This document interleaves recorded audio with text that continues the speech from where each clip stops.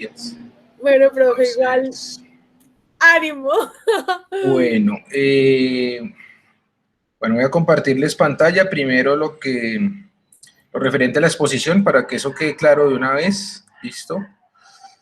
Pues creo que quedó muy claro pues en las indicaciones y en los temas, pero pues es importante que lo socialicemos acá. Y si tienen alguna inquietud, alguna duda, pues me la hagan saber para que de una vez...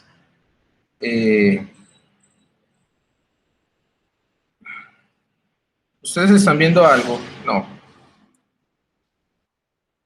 Sí, profe, estamos viendo tu pantalla. El producto entregado, la exposición final, temática, cantidad, ácidos, etc. Esperen un momento.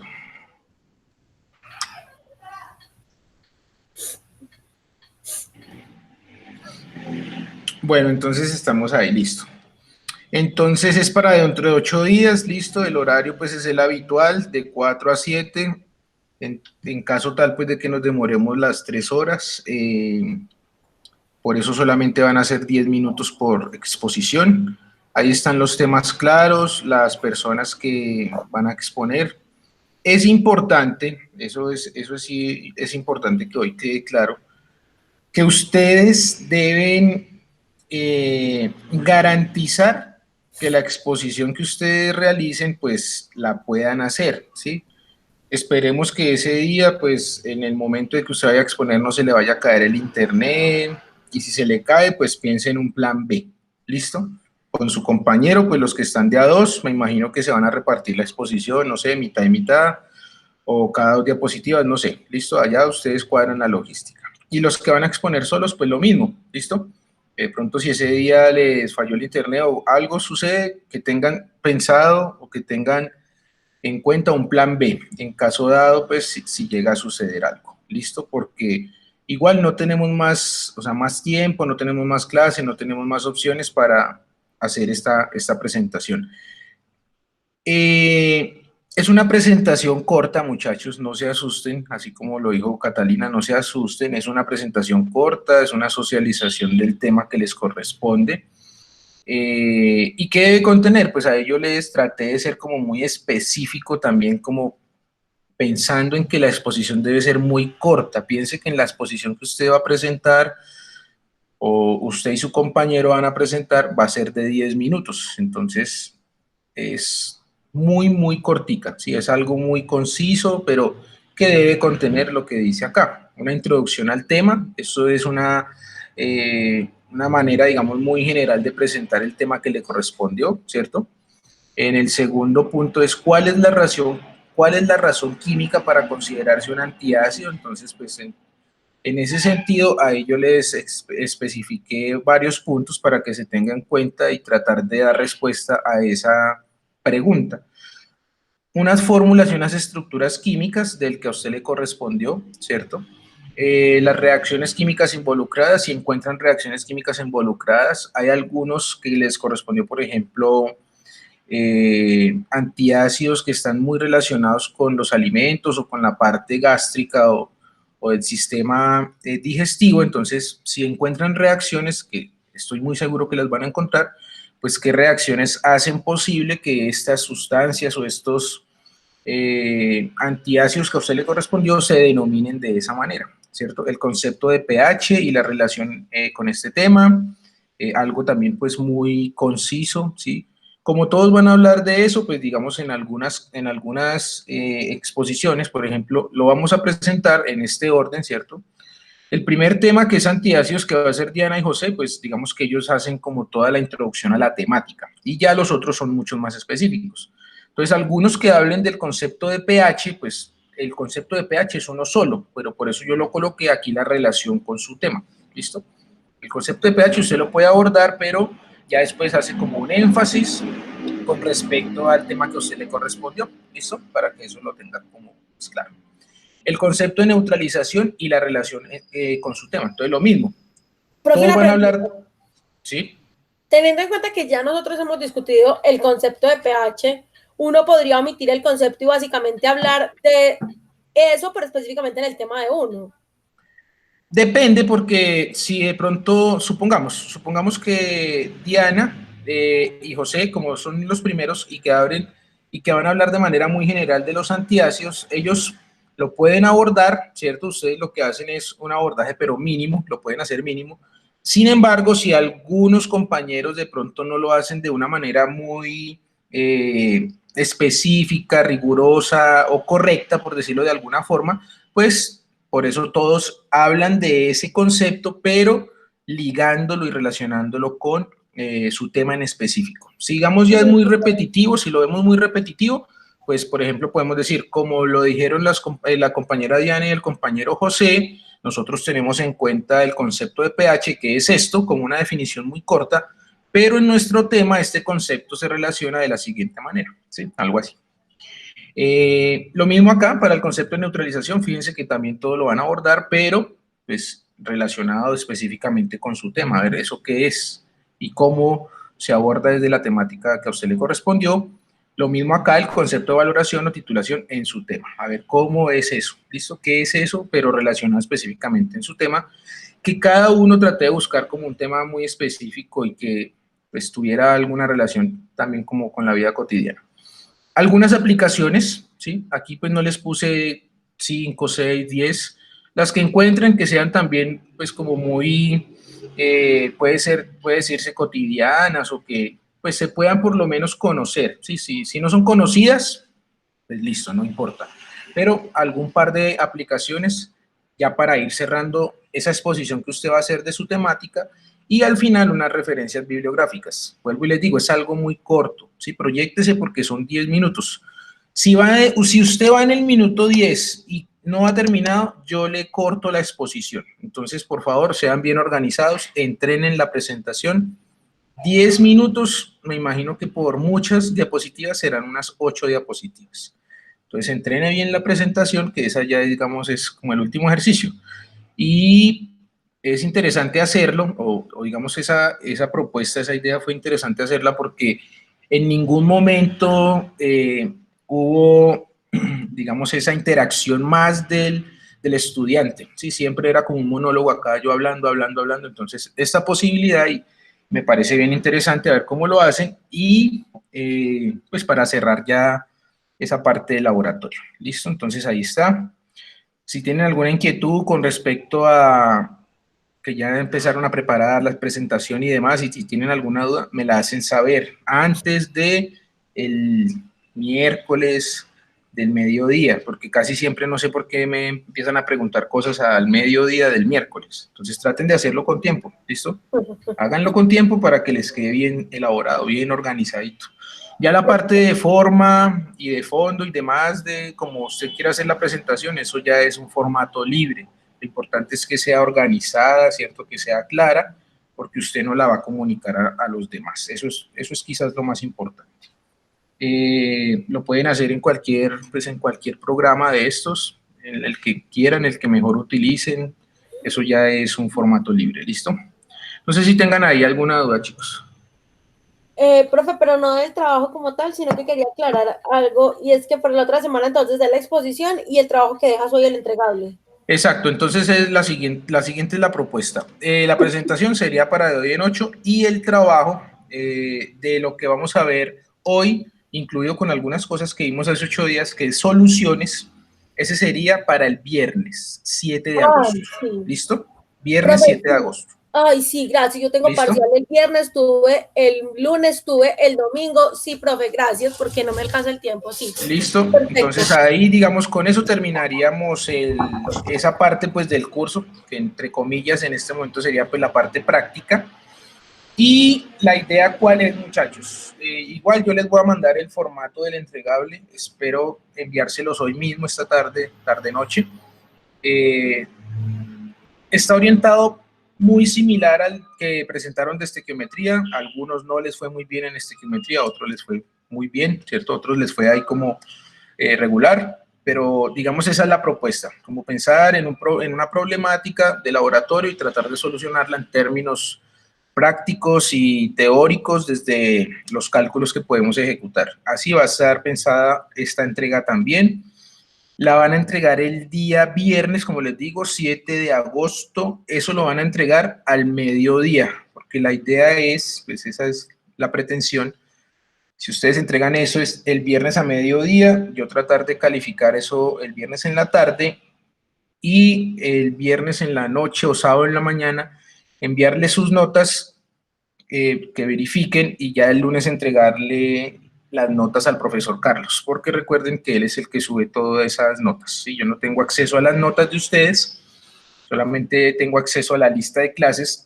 Como él es el que tiene el mayor porcentaje, entonces yo le envío todas las notas una vez verifiquemos que estén correctas y ya él puede subir ese porcentaje. ¿Listo? Para que, por favor, nos organicemos porque esa parte ya terminaría pues ese viernes como tal conmigo. Entonces, para que estemos ahí muy conectados y muy concentrados con esa parte. Igual, si hay alguna inquietud con respecto también a esos problemas, estaba pensando solamente en poner 2 problemas, ¿sí? Para tampoco aumentar el trabajo, porque pues tenemos la presentación. Algo que también quiero que quede claro, muchachos, es que si la persona que hace su presentación y tiene todas sus notas, pues digamos, yo le hago el promedio sumándole esa nota de más, ¿listo? Sumándole esa nota de más. Si alguien no tiene todas las notas, digamos, al día, pues, dentro de 8 días, dentro de 8 días no tiene todas las notas, le falta una nota, entonces esa nota de la presentación, de la exposición, yo se la pongo ahí en ese huequito que tenía, ¿listo? Para que lo tengamos pues presente. Eso es como lo que habíamos hablado hace 8 días, entonces para volverlo a decir. También había dicho que si de pronto había una nota mala, muy bajita, podríamos cambiarla. Eso también lo podríamos hacer, ¿listo? Eso también lo podríamos hacer. Entonces, para ese efecto, sobre todo de las notas malas y hacer el cambio, eso lo hacemos el mismo dentro de 8 días, ¿listo? Entonces, para eso yo les pido el favor de que estén muy atentos a sus notas, ¿listo? Ese mismo miércoles, para que de una vez dejemos eso listo. Sobre todo, pues vuelvo y les digo, por ejemplo, si usted, no sé, si usted tiene 2 notas malas de todas las que llevamos, usted me dice, profe, necesito cambiar este 1,8, por ejemplo. Entonces yo, bueno, listo, ahí se la pongo, ¿listo? Las personas que tienen todas las notas, no se preocupen, yo le sumo pues en la última casilla y el promedio se lo saco teniendo en cuenta también esa nota, pues para que no se vaya a ver afectado, obviamente, ¿listo? Y si alguien no presentó un informe, pues digamos que tiene esa nota como 0, pues me dice, profe, ahí en esa notica, pues para que, por favor, y yo se la pongo ahí. Espero pues que a todos les vaya muy bien en la exposición, no es difícil, fíjense, es muy cortico, no van a presentar aquí media hora. Vuelvo y les digo, si llevan 10 minutos y todavía les queda tema, lo siento mucho, pero los corto, porque son 7 temas, ¿sí? Son 70 minutos más las preguntas que yo haga. Ah, bueno, eso se me olvidó colocarlo ahí en el documento. Yo hago preguntas, ¿sí? O pues como es una socialización en términos, digamos, del debate académico, pues entre nosotros podemos preguntar. Por ejemplo, si Catalina expone, una vez termine, pues el ejercicio académico normal, ¿cierto? Yo hago unas preguntas, si algunos compañeros tienen algunas preguntas también. No en términos de corchar al estudiante o corchar al compañero, sino de pronto si hay algo para profundizar o si de pronto hay algunas dudas, igual, si no saben la respuesta, no importa, ¿sí? Lo importante es tratar como de defender nuestros postulados, nuestras ideas, a partir, pues obviamente, de lo que estamos presentando, porque esto es un ejercicio académico, ¿listo? Yo por eso no les voy a bajar, que yo le haga una pregunta, por ejemplo, a Luisa, y no sea en términos de corchar, sino de pronto de profundizar, o que quedó algo como muy incipiente de lo que ella estaba explicando y que hubiera sido muy chévere que nos hubiera profundizado, pero de pronto ella no lo pudo explicar por el tiempo y quizás al hacerle la pregunta pueda profundizar. Si no tienen la respuesta, no se preocupen, ¿listo? No les voy a bajar por eso. O sea, lo importante es en este ejercicio hacer el mejor esfuerzo, hacer nuestra mejor presentación, tratar pues entre nosotros comunicarnos, ¿sí? Explicar un tema que me parece que algunos temas pues están como muy acordes a lo que en términos de aplicaciones, en términos cotidianos, se aplica muy bien a esta parte de los antiácidos. Entonces, digamos, Es eso, ¿listo? No se vayan a asustar, no se vayan a preocupar por una exposición, igual ustedes están allá tranquilitos en su casa, nadie los está viendo, entonces, pero lo importante sí es que estaba pensando mucho era en lo que les dije al principio. Si están trabajando dos personas, traten de tener el plan A, pues que sería que la exposición les salga normal, así como cuando yo hago la clase, ¿cierto? Y el plan B sería en caso tal de que alguno no tenga conectividad o se le caiga o alguna cosa de estas. ¿Sí? Traten de pensar en eso, esa logística ya se encargan ustedes allá, por favor. Para que pues todo nos salga bien, porque vuelvo y les digo, no hay más tiempo. Si no puedo hacer 2 sesiones, ya el tiempo se nos terminó. Miércoles, exposición, viernes la presentación del entregable y listo. Les socializo sus notas a cada uno, nos podemos, pues yo les comunico eso por el chat y verificamos, ustedes espero que tengan sus notas muy claras, que las tengan organizadas y yo les diga, mira, tu nota es tanto, no sé, 4,8. Entonces usted verifica, sí, profe, correcto, listo. Y si hay alguna divergencia con eso, entonces hay que mirar y hay que decirle nota por nota para que estemos organizados. Espero pues que todos tengan las notas bien organizadas, igual recuerden que siempre les he enviado sus trabajos pues para que tengan esa evidencia, para que no vayan a Profe, haber ninguna dudas con eso. y no recuerdo, probablemente lo enviaste cuando enviaste la programación, pero yo no recuerdo, todos los laboratorios tienen el mismo porcentaje, todos los entregables o distintos. Todos son por igual, sí, sí, todos son por Ok, igual, sí, todos son ok. por igual. Listo, chicos, entonces vamos a ver lo de hoy, ¿sí?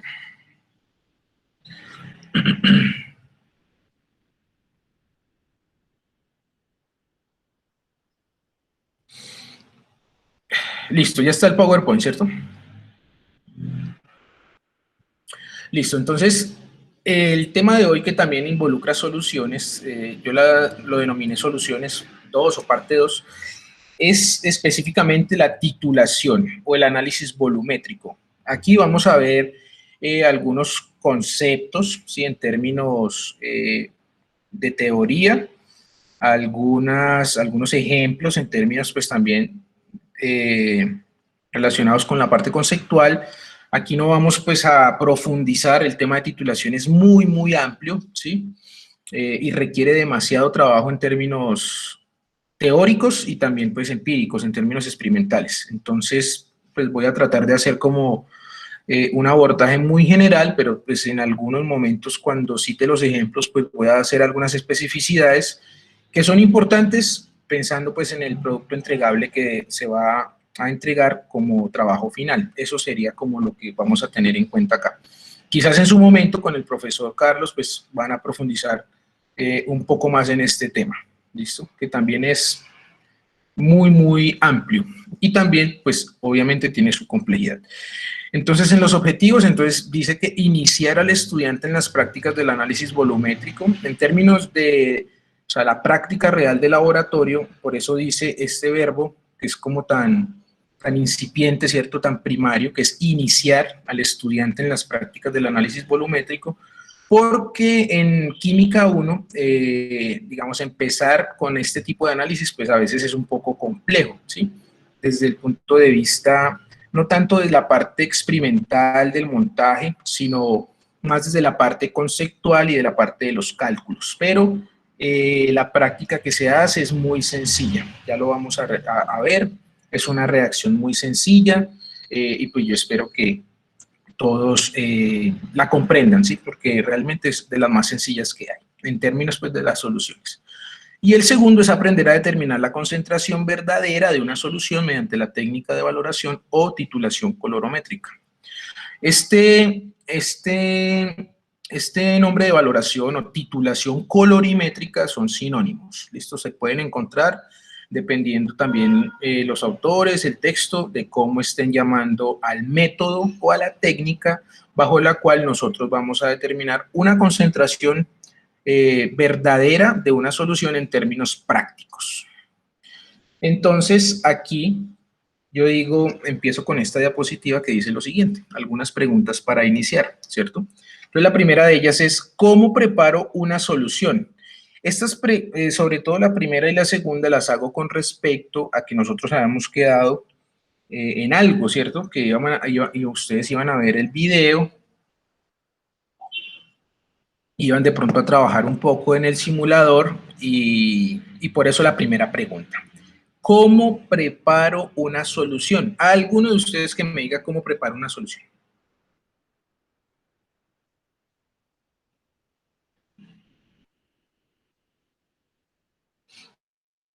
¿Cómo la preparo? ¿Qué decía ese señor en ese video?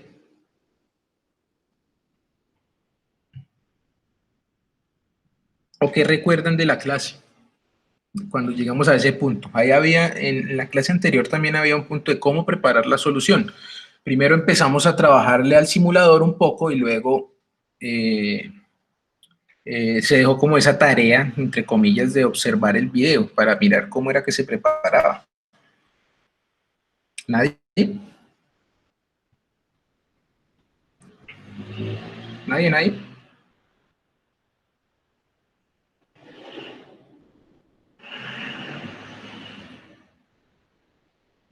Díganme, chicos.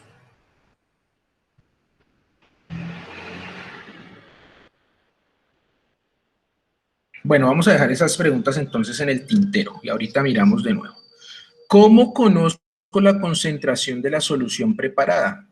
Y una última, ¿existe alguna forma experimental para verificar la concentración de una solución? Entonces, esas tres preguntas, digamos, son las que orientan la presentación. La primera y la segunda se pueden dar respuesta desde lo que abordamos la clase anterior y lo que había quedado como compromiso, no como tarea, sino como compromiso, que era observar el video y ver este señor qué era lo que hacía allí. ¿Cómo preparo una solución? Entonces, la solución, pues fácil. Si yo tengo, por ejemplo, cloruro de sodio, recuerden, un soluto sólido, y tengo agua, pues yo ¿qué debo hacer? Debo tomar esa masa de cloruro de sodio, una masa específica, una masa determinada, una masa X, le tomo pues su medida, ¿cierto? Supongamos que van a ser 10 gramos, tomo 10 gramos de cloruro de sodio, supongamos que vamos a tomar 100 mililitros de agua, 100 mililitros de agua que sería el solvente, agrego ese cloruro de sodio a esos 100 mililitros de agua, agito y listo, ahí estaría la solución. Entonces ahí, en términos de pensar en un soluto sólido y en un solvente líquido, ¿cierto? Podríamos ver ese ejemplo que es como uno de los más tradicionales y fáciles de entender. Entonces ahí yo puedo preparar, yo puedo decir, ah, bueno, ya preparé la solución. Ahí solamente estoy diciendo cómo la preparo. Si, por ejemplo, voy a pensar en una solución líquido-líquido, entonces yo puedo pensar en, listo, voy a coger esos mismos 100 mililitros de agua, pero ahora voy a agregar no 10 gramos de cloruro de sodio, que es un soluto sólido, sino voy a agregar 10 mililitros de alcohol etílico, ¿sí? O etanol. Y la agrego en esos 100 mililitros de agua, agito y tengo esa solución. Entonces, fíjense que ahí preparé otra solución. ¿Listo?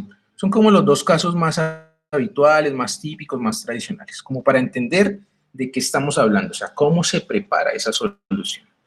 Ahora, la segunda pregunta apunta a cómo conozco la concentración de la solución que yo preparé.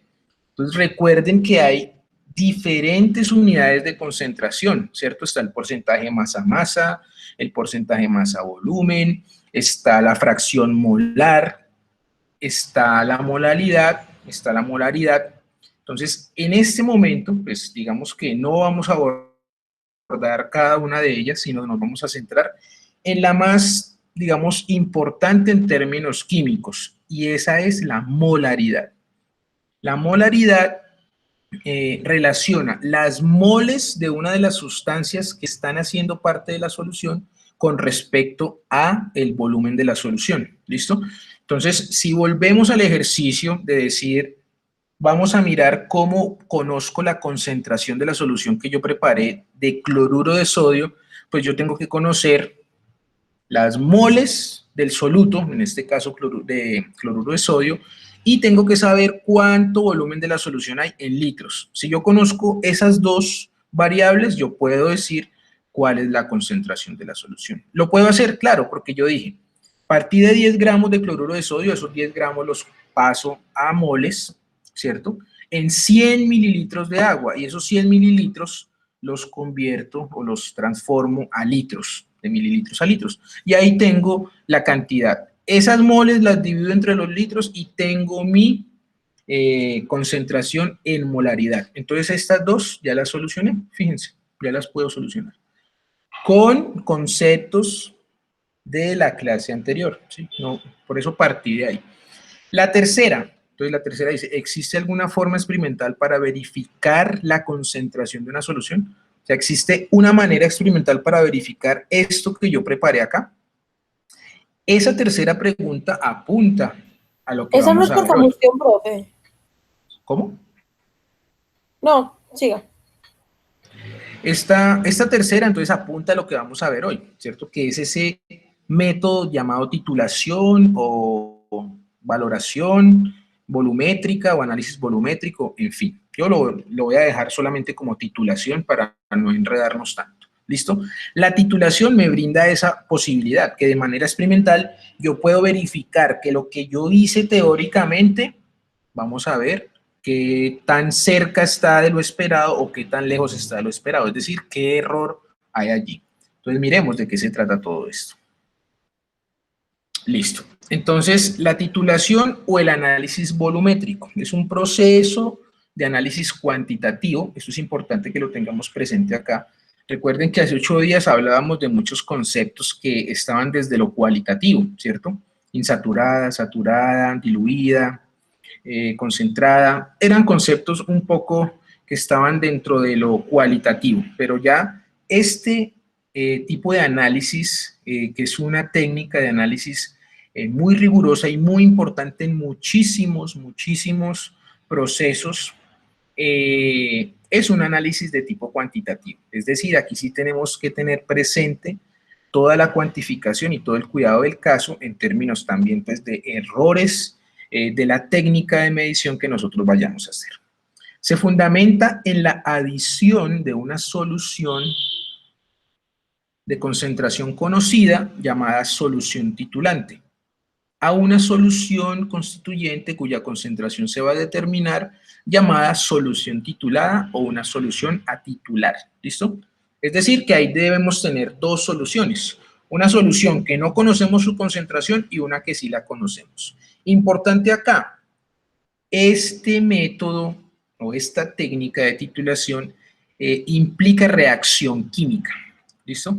Fíjense que volvemos acá.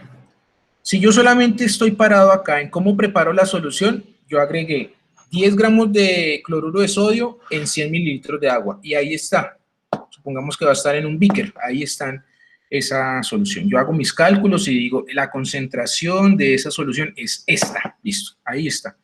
Pero cuando yo ya voy a hablar de titulación, yo tengo que hacer reaccionar esa solución que preparé y en términos de la reacción química, hacer conteos de moles y de litros de la solución con el fin de verificar experimentalmente la concentración de la solución. ¿Listo? Entonces, una cosa es solamente prepararla, digamos, es tenerla ahí.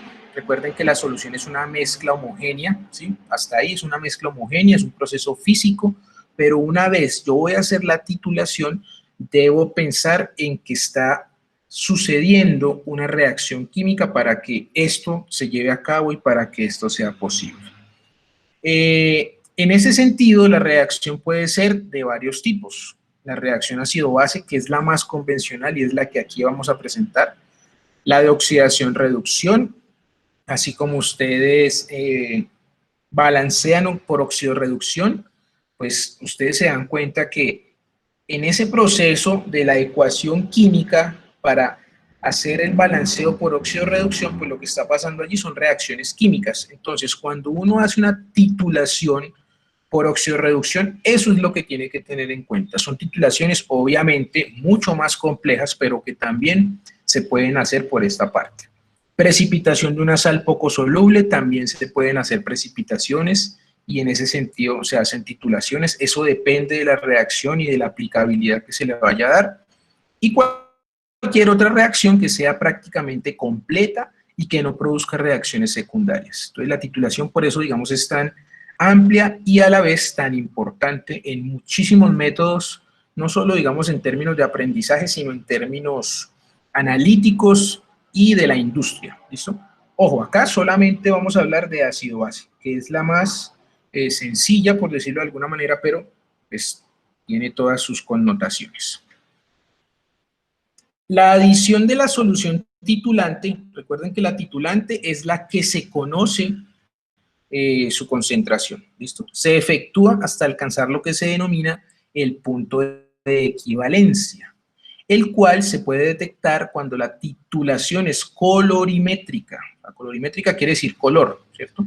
Por el cambio de color que experimenta el indicador adecuado presente en la solución titular. Entonces, ¿eso qué quiere decir? Listo, muchachos, miremos acá. Acá tenemos en esta figura varias cosas importantes. Tenemos los instrumentos, pero bueno, más adelante vamos a hablar de ellos para hacer un poquito más de énfasis. Acá tenemos una bureta, ¿sí? Que es uno de los instrumentos, digamos, fundamentales para hacer este tipo de método, este tipo de técnica de laboratorio. Acá tenemos un Erlenmeyer. Acá en la bureta colocamos la solución titulante, o sea, de la cual conocemos su concentración.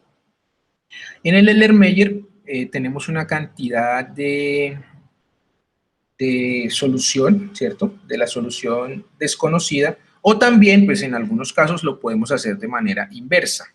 Acá tenemos la solución desconocida, un volumen determinado.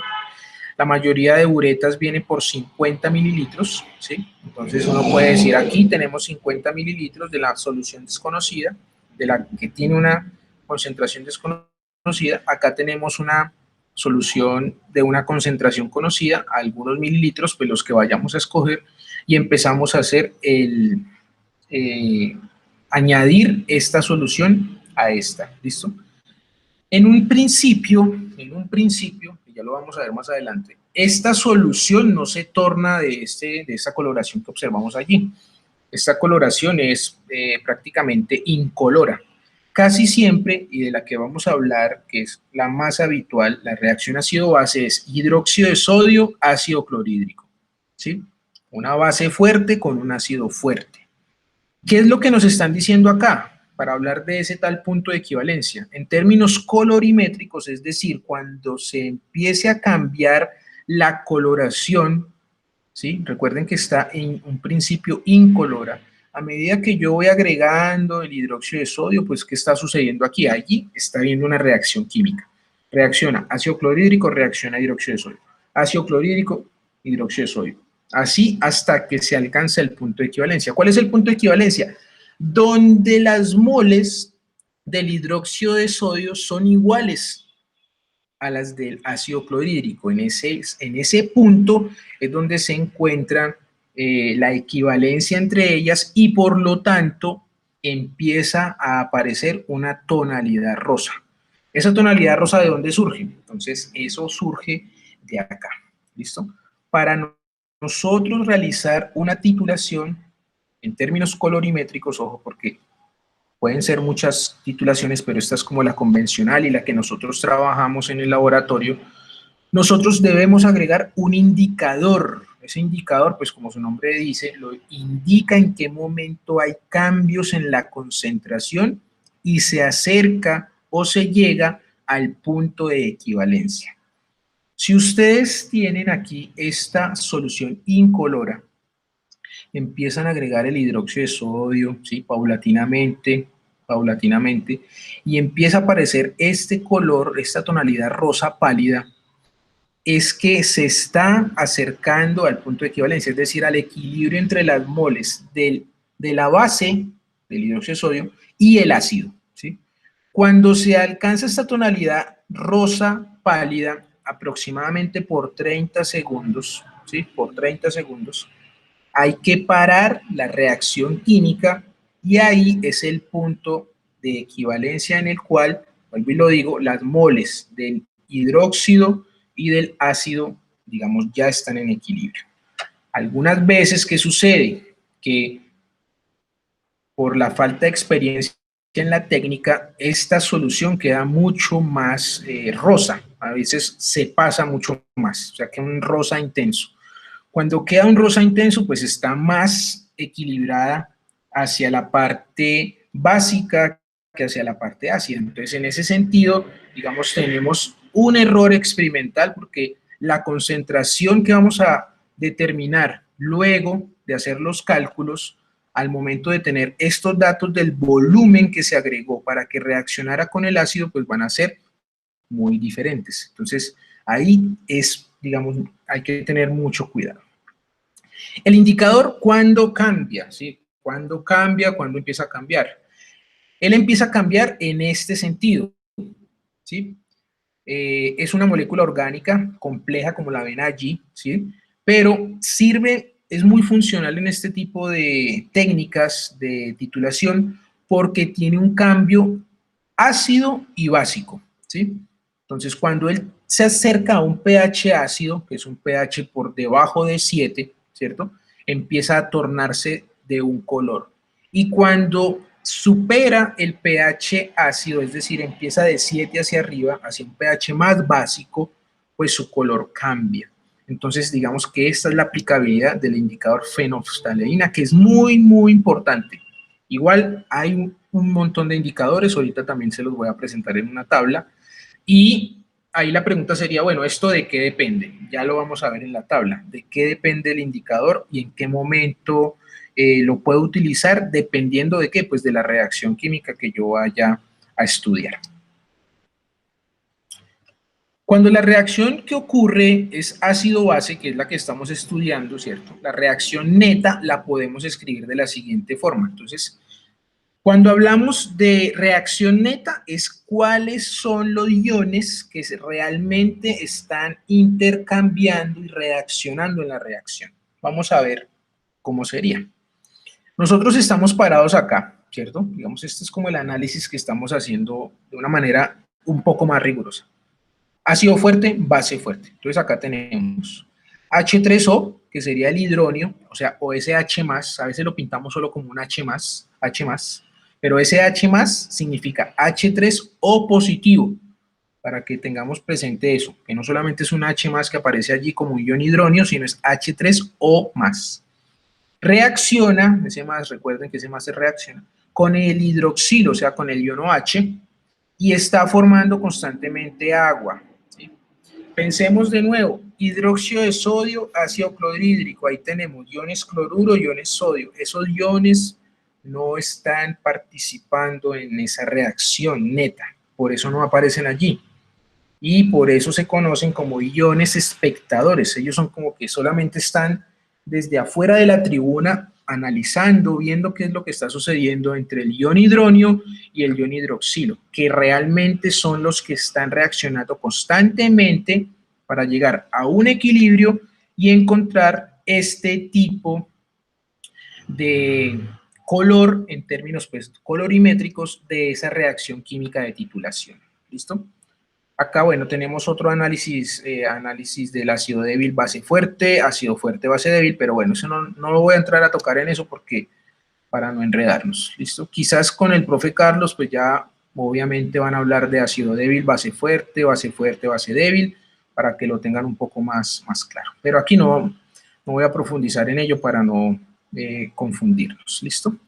En el punto de equivalencia de toda titulación que se cumple, que el número de moles de una especie titulada es estequiométricamente equivalente al número de moles de la titulante, lo que les estaba diciendo con anterioridad. ¿Listo?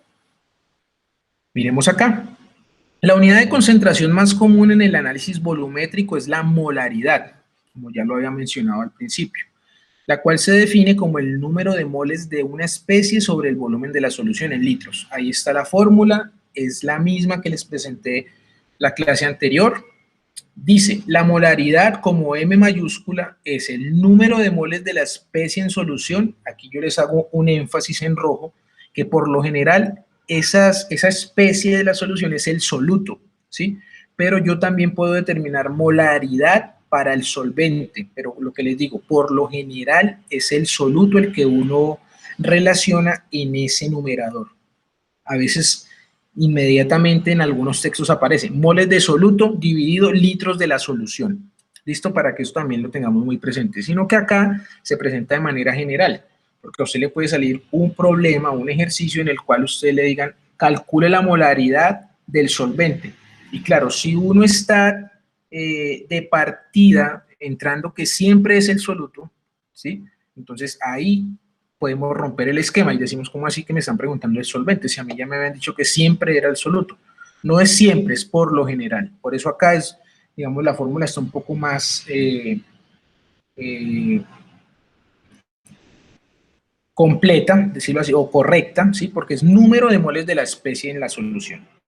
Vuelvo y les digo, por lo general es el soluto el que uno le calcula la molaridad, ¿listo?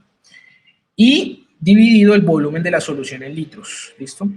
Para que lo tengamos muy presente. Esta es de las que más se usa en química, la molaridad, sin desconocer las demás.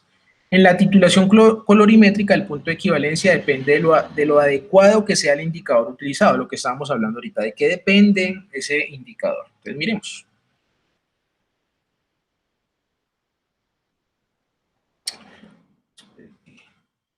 Un momento que creo que se me saltó la diapositiva. Bueno, ahorita entro a ella. Listo, miremos acá.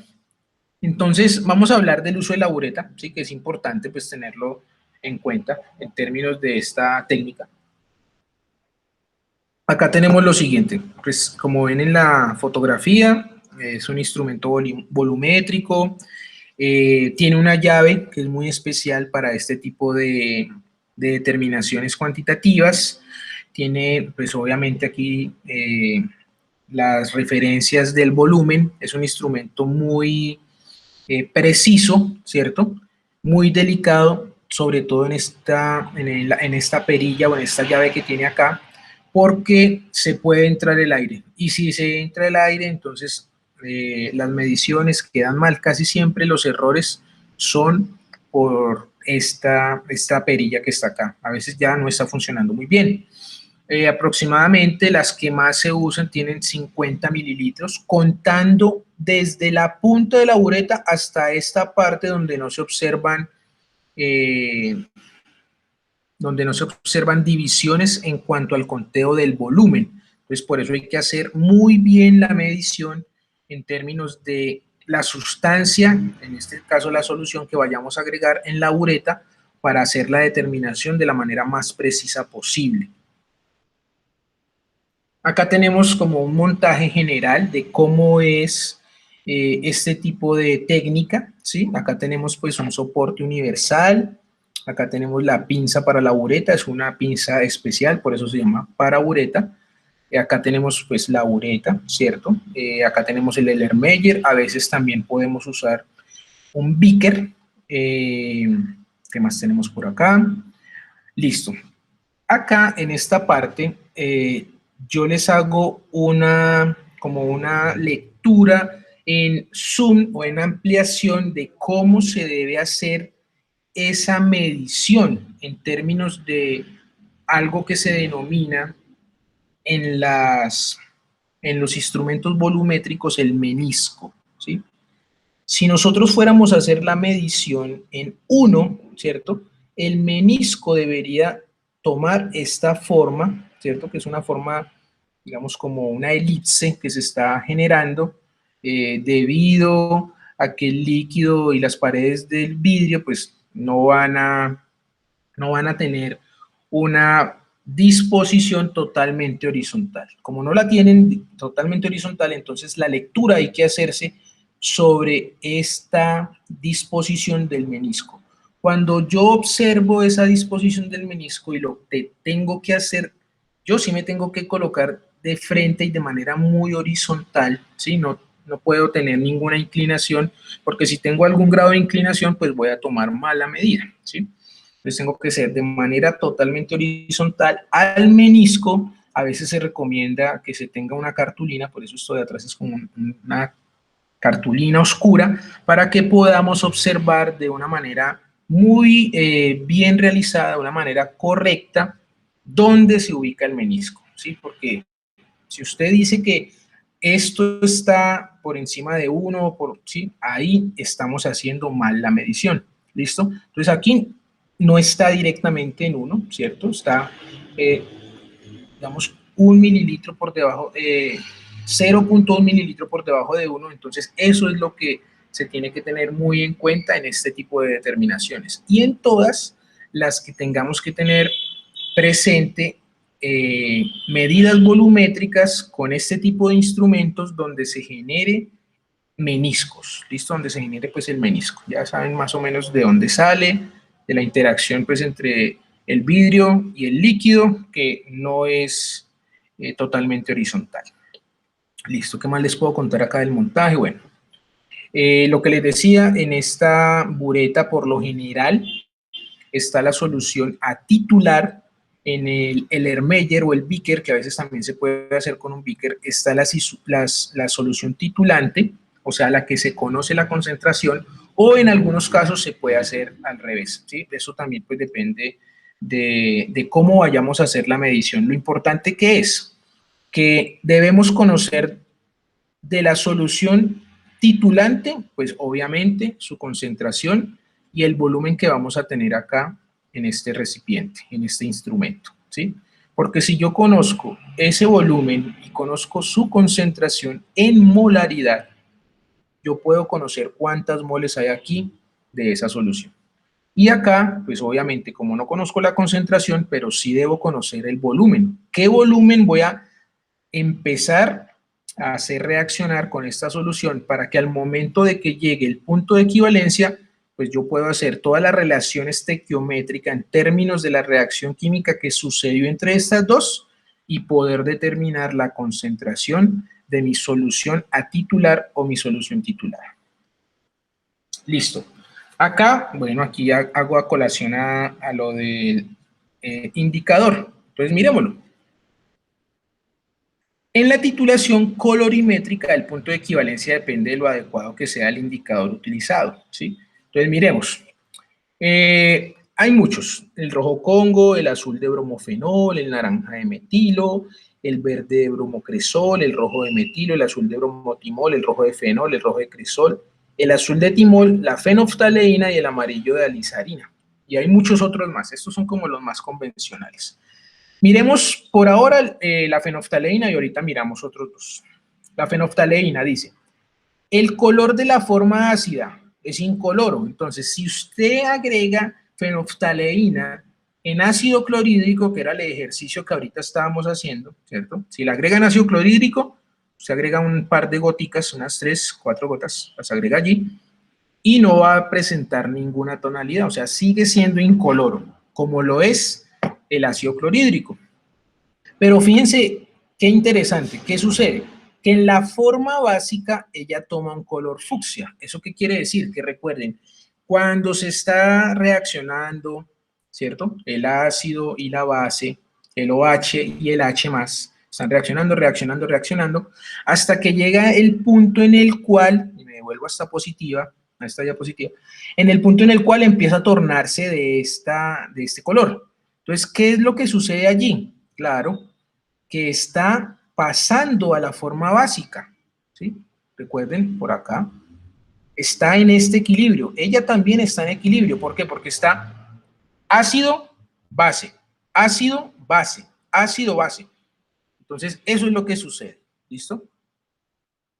Ácido, base. Cuando llega a esta forma, empieza a colocarse, a ponerse fucsia, ¿listo? Ojo, tiene que ser un fucsia muy pálido para que en términos experimentales, en términos de la experiencia que nosotros estemos realizando, no vayamos a tener errores. Si se pone demasiado fucsia o es muy fuerte, ahí ya tendríamos un error experimental. Y acá nos dan un dato, el intervalo de cambio o de viraje, pH inferior y superior. Entonces, el cambio, fíjense dónde está, entre 8,2 y 10. Ahí empieza a cambiar. ¿Sí? Antes de 8,2 no cambia, después de 10 tampoco. Está el cambio, está en esta región. Entonces, si está en esa región, pues obviamente que yo lo escojo porque es una reacción ácido-base en la cual yo puedo hacer el análisis, ¿sí? Fijémonos, por ejemplo, a ver, no sé, rojo de metilo, que también se usa mucho. En la forma ácida es rojo, es decir, si yo tengo mi ácido clorhídrico, pues es rojo, y en la forma básica es amarillo. Sin embargo, si su viraje es entre 4, 8 y 6, ¿sí? ¿Eso qué quiere decir? Que yo tengo que garantizar en mi experimento que en la parte ácida y en la parte básica se alcancen estos valores de pH, ¿sí? Si no se alcanzan esos valores de pH, pues en ningún momento va a haber viraje y yo no me voy a dar cuenta cuándo se alcanza el punto de equivalencia. Entonces, digamos que ahí es como lo importante de decidir qué indicador voy a tener en cuenta. Eso depende obviamente de la reacción química. Y digamos que siendo un análisis mucho más avanzado, pues el día de hoy ya no se hacen este tipo de titulaciones. Las titulaciones hoy en día ya se hacen directamente con instrumentos que se llaman pHímetros, ¿sí? El pHímetro pues mide directamente con electrodos el pH de la solución y me dice a mí en qué momento voy a parar la reacción. Por ejemplo, supongamos que empezamos con un pH 2 y vamos a ir hasta un pH 8. Entonces voy agregando la base, hasta que llego al pH 8.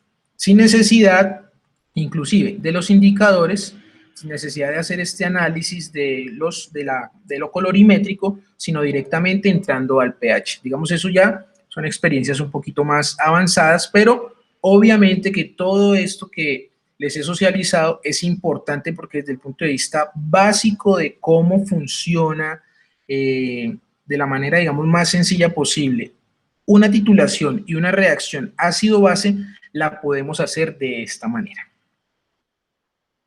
Bueno, vamos con los cálculos. Los cálculos de hoy son sencillos, ¿sí? Inclusive creo que son mucho más sencillos que los de estequiometría que hicieron para la última entrega. Solamente hay que tenerlos presentes. ¿Por qué? Porque lo digo es que hay que tenerlos presentes y con mucho cuidado, porque sé que a este tema creo que todavía no han llegado en la teoría. Entonces quizás puede ser un... ¿Sí, ya llegaron ahí? Vimos todo, masa, volumen, molalidad, Ah, excelente. Vimos todos. Qué bien, eso me alegra más, eso me alegra mucho más porque sé que les va a ir muy bien. El tema, pero sí hablamos del asunto.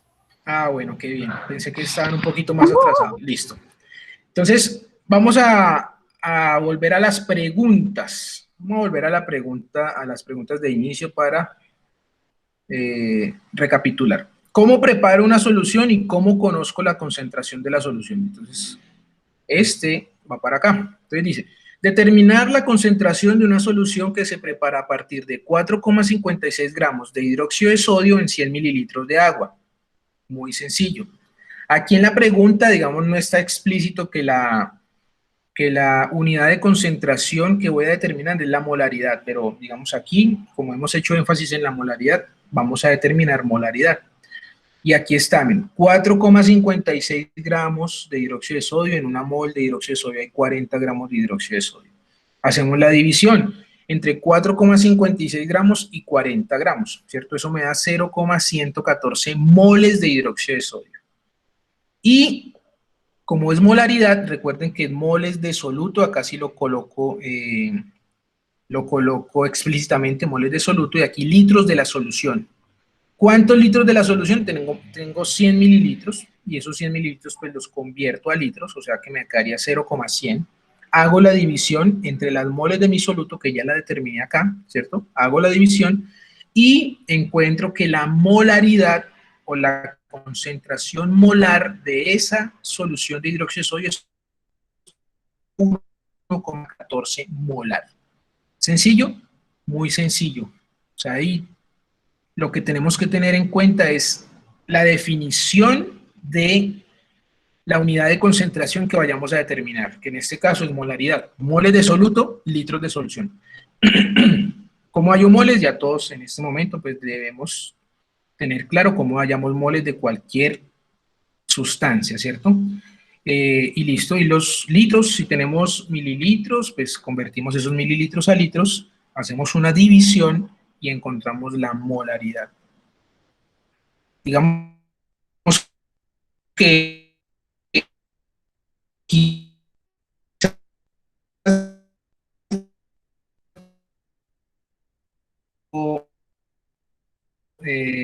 cansona, pero igual es sencilla también, es solamente hacer cuentas, es tener las definiciones.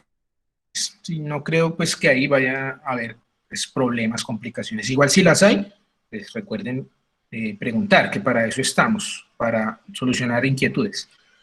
Vamos con otro, este ya hace más parte del análisis de la titulación como tal. Entonces dice lo siguiente: en una titulación ácido base y usando como indicador la fenolftaleína, se han gastado 50 mililitros de una solución de hidróxido de sodio, usando 25 mililitros de solución de ácido clorhídrico al 0,250 molar. Determine la concentración de la solución a titular. Entonces aquí está la imagen, ¿cierto? Esto es como lo que tendríamos en el laboratorio. Acá tenemos 25 mililitros de ácido clorhídrico. Tenemos esa que es la titulante, pues la concentración sí la conocemos. Hagan de cuenta que la preparamos, la tenemos ahí y esa la agregamos acá. ¿Listo? Entonces yo llego al laboratorio con una solución de hidróxido de sodio de concentración desconocida, o sea, esa sería la solución problema. Les digo, muchachos, miren, necesito que por favor determinen la concentración de esta solución de hidróxido de sodio. Entonces ustedes montan el experimento, hacen el montaje, montan su Erlenmeyer, su soporte, su pinza para bureta, ¿cierto? Agregan en la bureta 50 mililitros, según lo que dice el problema. Agregan la fenolftaleína, eso a veces es un error también. Obviamente es error por la falta de experiencia, ¿cierto? Uno empieza a agregar hidróxido de sodio, agrega y agrega, se le acaba todo el hidróxido de sodio y le pregunta al profesor, profe, ¿no cambió? Y uno le pregunta, ¿sí le agregaste fenolftaleína? No, le agregó las 4 goticas. Entonces vuelva y haga todo el montaje. Porque si no le agregó, pues en ningún momento va a haber cambio, porque esa reacción es incolora. Sí está habiendo reacción, obviamente, pero si no tenemos el indicador que nos indique que hay un cambio entre el hidróxido y la base, pues entre el hidróxido y el ácido, perdón, no vamos a observar cambio alguno. Entonces, por eso es titulación colorimétrica. Eso a veces sucede, nos ha sucedido a muchos estudiantes. ¿Listo? Listo, tenemos esos datos ahí. No tenemos que tener una cantidad de datos, solamente tenemos que tener concentración conocida de la solución titulante, sus mililitros, los que agregamos acá, ¿cierto? Los mililitros de mi solución a titular y listo. Con eso es suficiente para hacer mis cálculos. Entonces, miremos, acá están los cálculos. En primer lugar, yo determino la concentración, yo tengo que tener en cuenta, perdón, la concentración de mi solución titulante. ¿Listo? Entonces, la concentración es molar. Entonces yo digo, la molaridad es igual a moles del soluto sobre los litros de la solución. De aquí yo necesito conocer que las moles de mi soluto, que en este caso el soluto sería el ácido clorhídrico. Profe, ¿por qué necesito conocer las moles? Porque acuérdense que cuando estos dos están reaccionando, lo que está sucediendo es que para llegar al punto de equivalencia están estequiométricamente equivalentes las moles del ácido y de la base. Entonces, por eso yo necesito conocer de acá cuántas moles hay de ácido. Pues yo despejo de acá, ¿cómo lo hago? Despejo de la relación de molaridad, digo, las moles entonces van a ser litros de solución, lo paso al otro lado a multiplicar, que mírenlo acá, 0,250 moles sobre litro por 25 por 10 a la menos 3 litros, recuerden que son 25 mililitros, hago esa multiplicación y puedo determinar las moles. Esas moles me dan 0,00625 moles. Ese es el primer paso, determinar las moles del ácido que yo tenga acá, sea el que sea. Puede ser ácido clorhídrico, ácido sulfúrico, ácido nítrico, ácido fosfórico, el que sea. ¿Listo? Lo convencional, el que más se usa en este tipo de reacciones químicas para la titulación es el ácido clorhídrico, cuando la reacción es ácido fuerte, base fuerte, por lo general, ¿sí? Por lo general. Pero les menciono, los que le mencioné también son posibles que se puedan usar, porque también son ácidos fuertes, ¿listo? Sobre todo pues el ácido sulfúrico y el ácido nítrico. También se puede utilizar el ácido perclórico, pero lo que les digo, lo convencional es que se use el ácido clorhídrico. Entonces, tengo las moles de mi ácido, o sea, las moles que están acá. Profe, Sí. un ácido fuerte significa que es difícil de neutralizar, igual que una base fuerte. Difícil de neutralizar, digamos que no está como, o sea, el concepto de neutralización viene, digamos, de otra parte, ¿sí? Porque, digamos que no es que sea difícil de neutralizar, porque a él lo puede neutralizar fácilmente una base fuerte, ¿sí? Digamos así como rápidamente para darte como la explicación del ácido fuerte, es que, a ver si tengo por acá una diapositiva que me ayude. Lo que pasa es que hay se me ocurren dos cosas. Esa o la otra es que la escala de pH esté muy al extremo, ¿cierto? Muy al extremo, bien sea básico o ácido, pero que esté lejos del centro, por así decirlo, lejos del 7. Sí. O muy al 14 o muy al 1. Esa es una de las opciones que pensé que podía hacer. O la otra, lo que te pregunté. O es una explicación que no tiene nada que ver con eso. En términos, o sea, en términos de medición, lo que dices del pH es correcto, ¿sí? O sea, un pH, un ácido fuerte, es que esté por debajo de 2, incluso por debajo de 1, ¿sí? O en 1. O sea, ahí es, digamos, en términos de hablar de su pH, ahí podemos hablar de que el ácido es fuerte. Y en términos de base fuerte, lo mismo, que esté sobre 12, 13, ¿cierto? 12, 13, listo. En términos de su pH. Pero lo que pasa es que en términos conceptuales tiene una explicación mucho más profunda. Y es así, lo voy a dar a grandes rasgos. Tenemos, a ver, espera, es que estamos acá, a ver, acá tenemos el HCl, ¿cierto?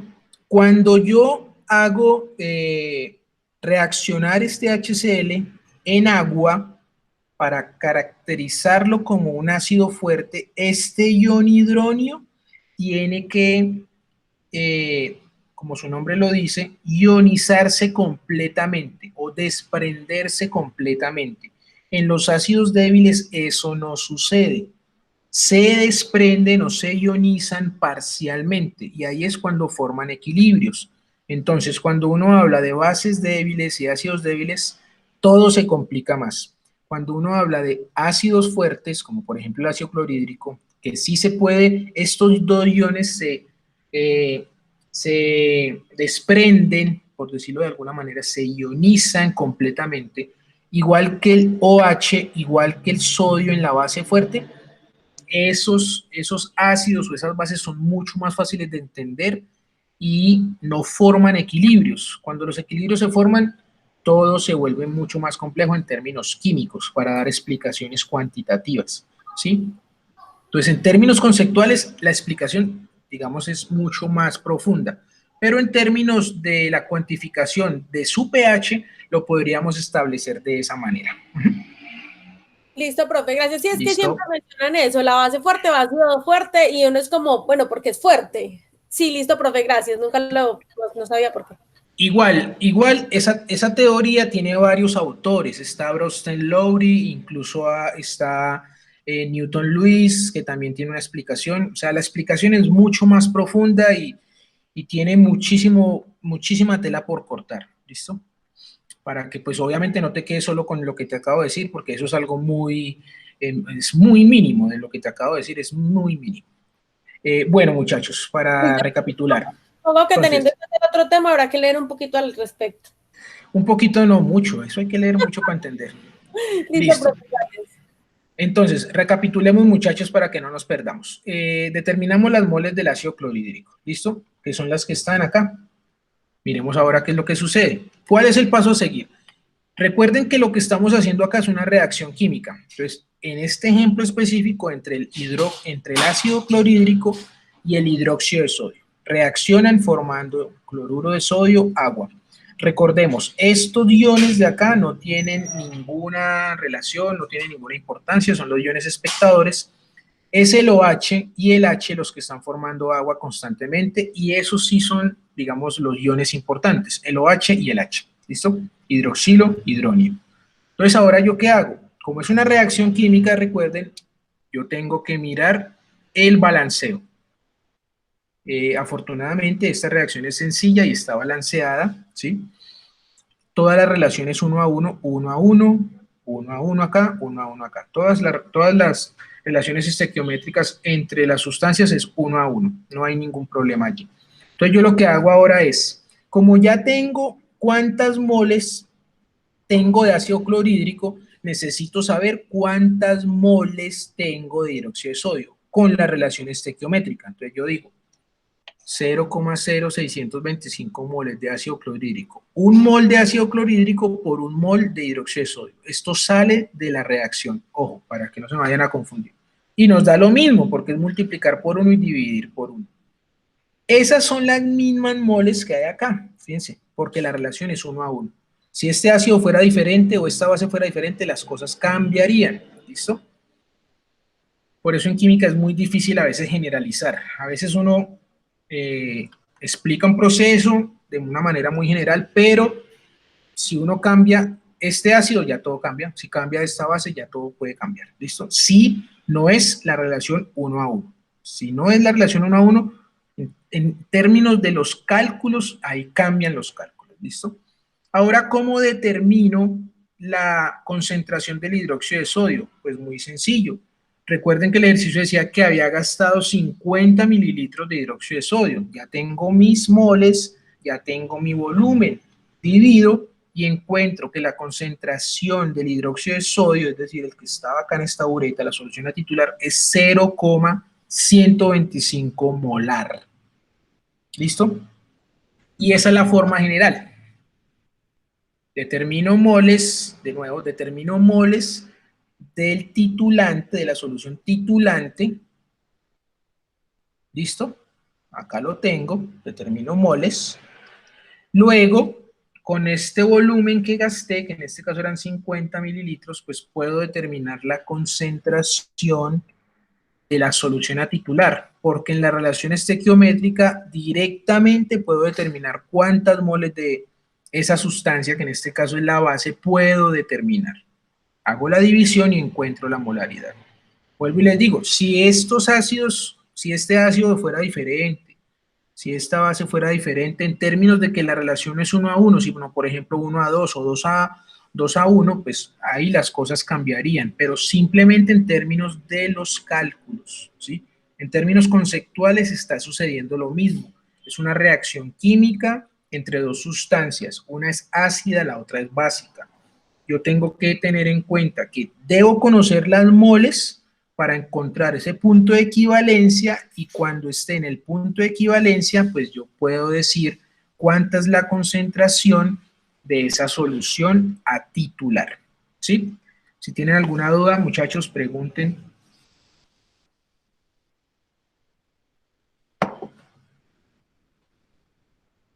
Listo. Aquí está el link del video. A ver, vamos al video.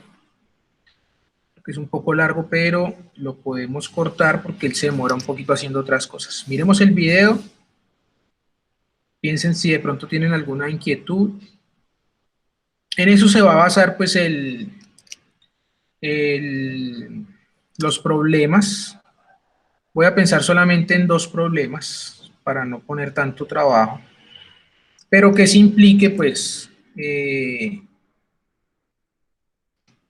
se relacionen esas temáticas que se vieron, ¿sí? Esperen un momento, me abro el enlace.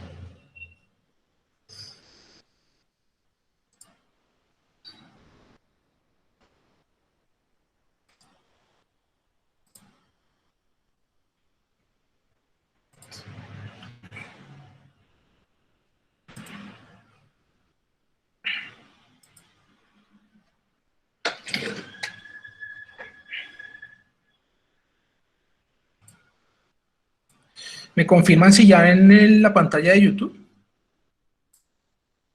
Sí, señor. Listo.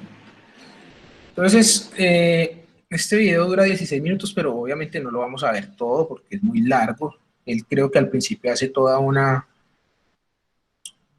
variación de su experimento, el primer experimento que yo les había puesto a ver. Esperen a ver, en un momento.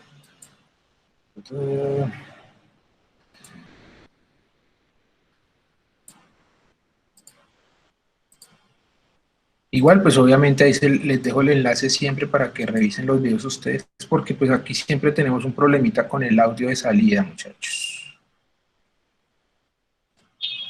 Espérenme a ver para mirar desde donde empieza él a montar el experimento de la titulación.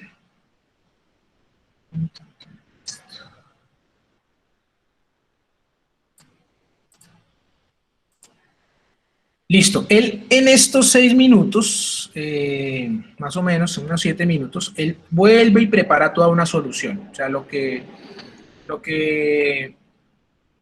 hizo en el primer video, él como que recapitula porque él dice que había tenido unos errores, en este video dice que había tenido unos errores, entonces que va a volver a preparar, ¿listo? Pero aquí pues solamente vamos a mostrar la parte de la titulación. Yo les sugiero, les recomiendo, si no vieron el de la vez pasada, véanlo, porque eso también a veces nos da luces para afrontar y entender a veces los problemas que leemos cuando yo los coloco. Si algunos me preguntaban con lo de estequiometría, profe, que no entiendo, ¿cómo es esto?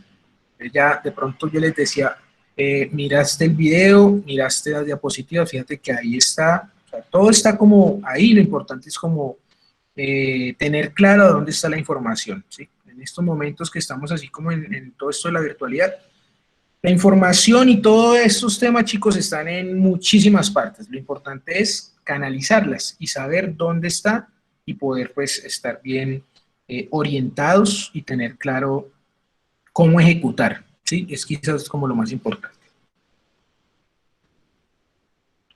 Entonces lo mismo, él está ahí preparando su solución. Aquí se supone pues que hay una solución que es una solución a una concentración de una solución conocida, ¿cierto? Aquí, bueno, él le hace una modificación que también en términos experimentales es muy positiva, que es una hoja blanca para observar fácilmente ese cambio en la tonalidad de la fenolftaleína, porque recuerden que debe ser un rosa pálido, ¿sí? Si se pasa, pues ya habrían errores experimentales.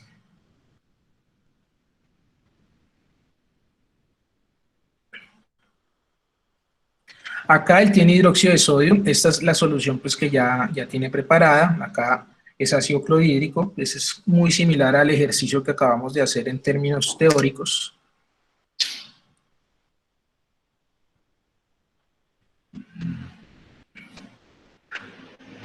En términos experimentales, él plantea que esa bureta con la que está trabajando tiene el orificio pues de entrada muy pequeño, entonces por eso va a intentar agregar la solución con un embudo, pues para que no vaya a haber ninguna pérdida. Eso es muy importante porque si también hay alguna pérdida en términos del volumen de la solución, pues ya habría otro error experimental porque ya no estamos teniendo en cuenta las mismas condiciones.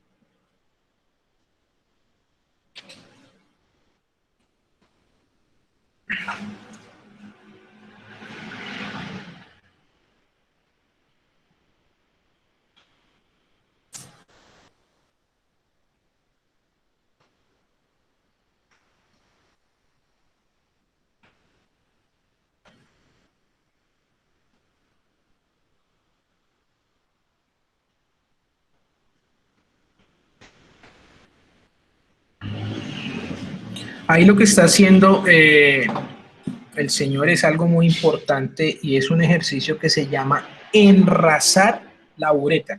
¿Qué es enrasar la uretra? Tener en cuenta que todo el volumen de la uretra debe estar ocupado, ¿sí? Debe estar ocupado. Recuerden que había una parte donde no estaba, sobre todo la parte inferior de la uretra, no estaba demarcada.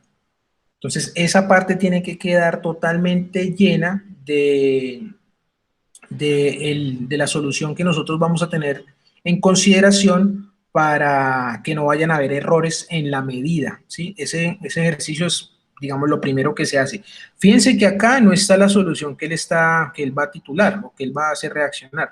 Él lo que está determinando acá es agregando toda la cantidad posible de la solución de hidróxido de sodio para tener llena su uretra y no tener errores. Y es importante que en esa llave hay un dispositivo en el cual se puede llenar de aire y es importante también con esta técnica que él está utilizando, que vuelvo y lo digo, se llama enrasar, se saque ese aire para que no vayan a haber tampoco errores en el momento de la medición.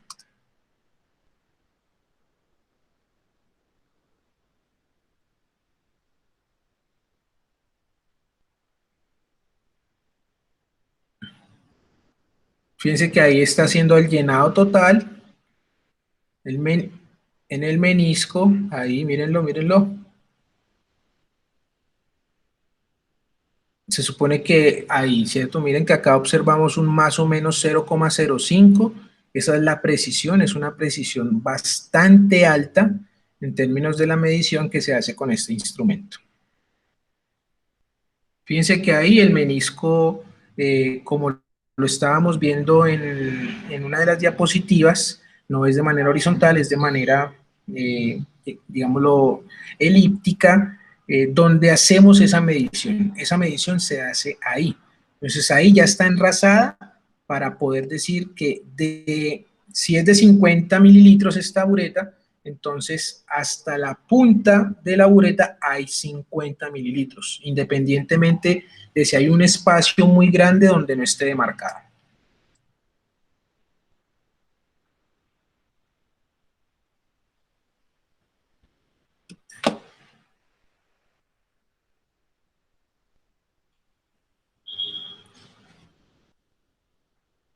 Es importante que la llave, pues como inicialmente nosotros no conocemos la concentración de la solución que vamos a titular, pues a veces tenemos errores simplemente por el mal uso de la llave. Claro, abrimos la llave, antes de hacer todo el montaje, hay que verificar que la bureta esté en perfectas condiciones, porque ¿qué sucede con la llave? Ustedes la abren, después no la pueden volver a cerrar, ¿cierto?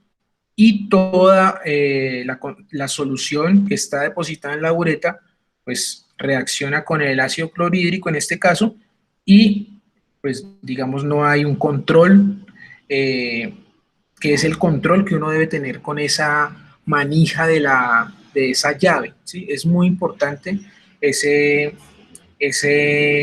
como esa variable experimental. También en algunas ocasiones la medida se hace con la mano izquierda coge la llave y la mano derecha coge el Ermeyer en este caso, para ir agitando a medida que va cayendo hidróxido de sodio en este caso, se agita para el equilibrio, ¿cierto?, de las moléculas, en este caso de la reacción química. Vamos a ver si el señor lo hace de esta manera.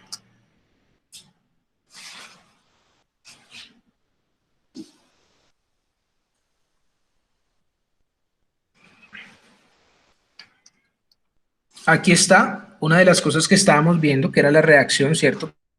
¿Qué es lo que está sucediendo con el hidróxido de sodio? Se está formando sus iones, iones sodio, iones hidróxido, iones cloruro por el lado del ácido clorhídrico, iones hidronio. ¿Listo? Eso es lo que se está formando allí.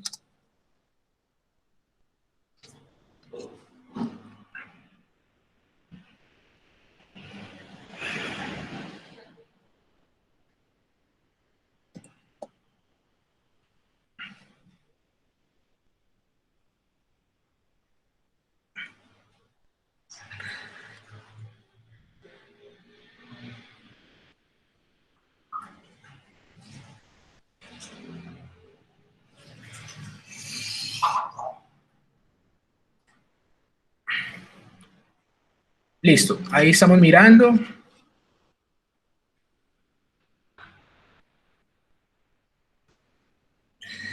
Fíjense que en ese caso, ahí fue muy momentáneo lo que sucedió y eso sucede habitualmente.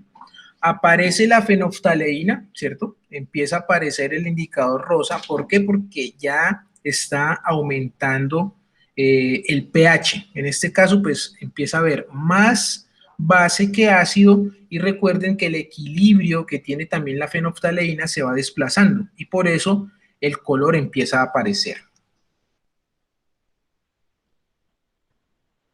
Aparece, vuelve y se va por lo mismo, ¿cierto? Por el equilibrio que se está alcanzando.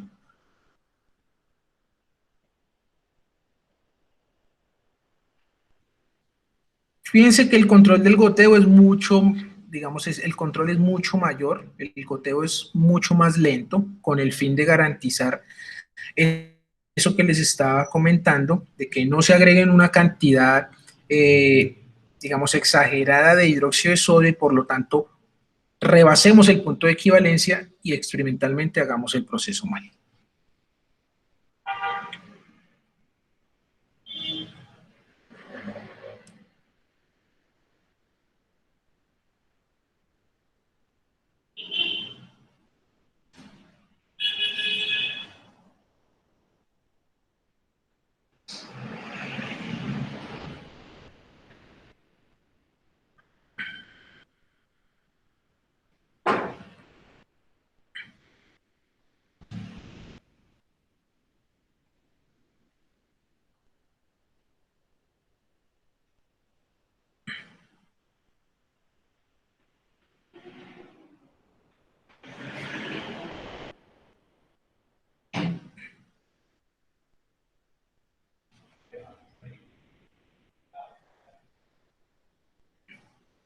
Listo, y ahí se alcanzó el punto de equivalencia. En ese punto,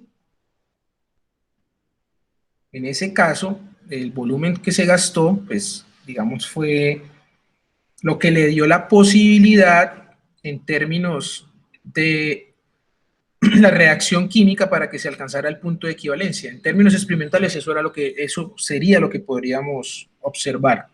Inclusive, la tonalidad le quedó mucho más, muy fucsia, ¿cierto? Quizás lo hubiera dejado como estaba antes de esa última gota, porque eso es lo que sucede. Una sola gota de hidróxido de sodio, ustedes se pudieron dar cuenta de cuál es el cambio tan fuerte que hace en términos de, pues, de la reacción química, porque recuerden que cuando estamos titulando estamos haciendo una reacción química. En este caso, en el día de hoy, pues específicamente ácido-base, ácido fuerte, base fuerte. Listo, chicos, eso era lo que les quería socializar hoy, de lo que les quería hablar hoy, lo que quería explicarles. No sé si tengan alguna inquietud, alguna duda, si tienen alguna duda con respecto a lo de la exposición, no sé, cuéntenme.